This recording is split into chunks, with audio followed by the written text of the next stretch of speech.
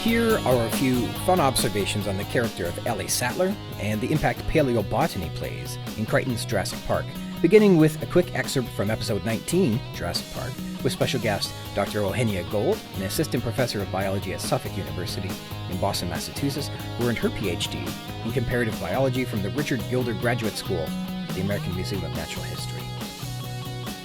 Can I ask you about being a student? Yeah. All right. So throughout one's journey through academia, they have advisors who guide and oversee their progress at work, aiding them in various ways to become a published academic contributor.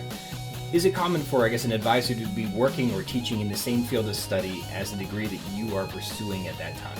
So yeah, if you were getting a PhD in comparative biology, would your advisor also hold a PhD in comparative biology?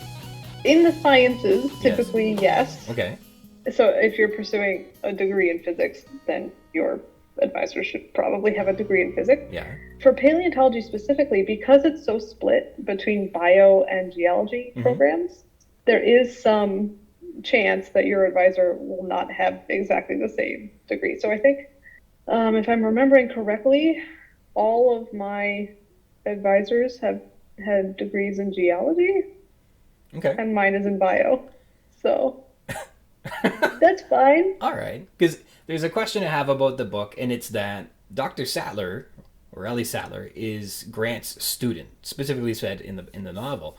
And it's not really clear whether or not she's earned her PhD, although she's called a doctor, so I guess she has.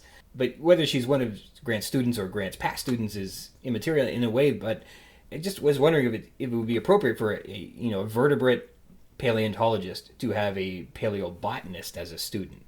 Is that a kind of thing that's makes sense? No, I don't think so. Okay. So different expertise can definitely serve on committees that aren't quite exactly what they work on, because sometimes it's more methods based, sometimes it's more organismal based. Mm-hmm. So sometimes people have experience in the method you're using, but they use it on a different group. Mm-hmm. And that's fine. But botany is very different from animal evolution. And so it would probably make more sense to have a botanist of some caliber, either modern or paleo, as an advisor for a botany project, I think, than having a vertebrate paleontologist be the PI, the direct advisor. I kind of felt that way too, but I'm not a scientist. But maybe Grant was also, and it's just not mentioned, publishing on paleobotany as well. Maybe he has an equally useful career as a paleobotanist that isn't mentioned. Maybe. Yeah, maybe. Or, maybe he's using, lab techniques, SEM, or, spectrometry of some caliber that are relevant. Maybe she's a postdoc and doesn't need as much guidance. Mm-hmm, maybe. So she's 24 in the book. Okay. Thanks to Dr. Gold for that. And building upon those insights from Dr. Gold, Crichton uses Sattler to bring to life the interesting and oft-overlooked world of paleobotany, and botany in general, as evidenced by Jurassic Park's media relations character Ed Regis. Check out this following excerpt. In this chapter, Regis isn't necessarily lying, I don't think, but he's totally wrong, again, with serious consequences. So perhaps he's not necessarily a liar, but he's not someone you can trust for accurate, actionable information. In this case, he thinks the ferns around the swimming pool are great, and that they greatly contribute to the Jurassic atmosphere. But Sattler, of course, quickly identifies the ferns as being a common species, quote, found abundantly in fossils more than 200 million years old, that are known to grow spores that contain a deadly beta-carboline alkaloid, on page 85. And then when we get into paleobotany for the first time kind of in this book, the Serena veriformans is a fictional plant that Crichton dreamt up to include in the novel. So he has creative license on its reality. And in this case, it's a plant where even touching the attractive green fronds could make you very sick. And if a child were to take a mouthful, he would almost certainly die. The toxin was 50 times more poisonous than oleander. On page 85, we're told this. For reference, apparently, oleander, when dry, is toxic, and a single leaf could be lethal to a child eating it, though apparently mortality is generally very low in humans, according to a paper at Colorado State University. A lethal dose for cattle and horses, significantly larger animals than a child or a person, is said to be 0.005% of the animal's body weight. That suggests that a 60-pound kid would only require about 1.5 grams of oleander to ingest a fatal dose. If Serena veriformans is 50 times more toxic, then we're talking 1.5 grams divided by 50, which is 30 milligrams. A very little bit, which still would be odd to get into your mouth, but it wouldn't take much of it. I mean, if the spores were to land in the pool and you were to get pool water in your mouth, I guess there's a chance it'd cause discomfort while you're visiting.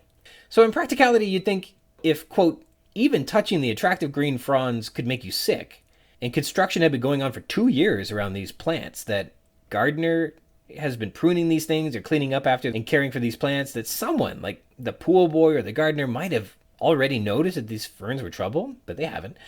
Were these plants cloned? Are they prehistoric? No. We're told that these plants, though abundant in the fossil record, fictionally, remember these are fake plants, are presently found in the wetlands of Brazil and Colombia. But not really. Remember, they're fake. So Jurassic Park has imported these plants. And if this is the case, that we're living in a world where Serena veriformans is a real known plant imported from South America to feature poolside at Jurassic Park, then present-day botanists and gardeners would know about this real plant from their world, and also that it's toxic.